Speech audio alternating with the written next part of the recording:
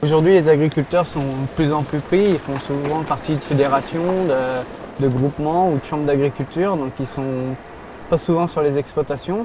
Donc le matin, l'agriculteur, enfin le patron, dit chaque intervention qu'il y a à faire dans une parcelle, et le but de l'ouvrier agricole, c'est de faire ce qu'a dit le patron et d'intervenir dans chaque parcelle au moment opportun.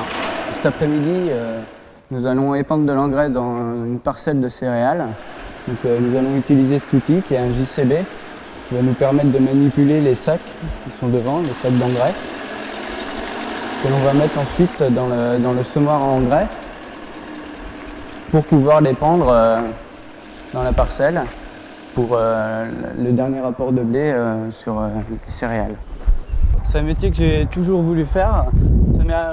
Ça m'a pris quand j'étais tout petit. Mon oncle est agriculteur. Et ça m'a passionné depuis et j'ai toujours envie de faire ça depuis que j'ai l'âge de 8 ans. Là, c'était le dernier apport d'engrais sur une céréale pour lui apporter de la protéine. Donc on lui apporte environ une cinquantaine d'unités d'azote. Donc il y a un ordinateur à bord de du tracteur qui nous sert à régler la dose d'engrais que l'on veut apporter dans chaque parcelle, étant donné que chaque parcelle est différente.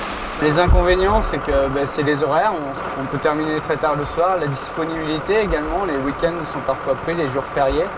Et les atouts, c'est que c'est concret, on voit le blé pousser, c'est du travail en plein air. Pour être ouvrier agricole aujourd'hui, un bac pro suffit. Mais si on veut évoluer vers la technicité des cultures, choisir des interventions, il faut un BTS, voire il faut être ingénieur. Moi, je me vois évoluer plus dans une institut comme l'INRA ou un institut privé en tant que technicien sur des céréales ou sur des pommes de terre ou d'autres cultures. Être plus pointu, essayer des nouveaux produits, essayer des nouvelles semences, du nouveau travail du sol.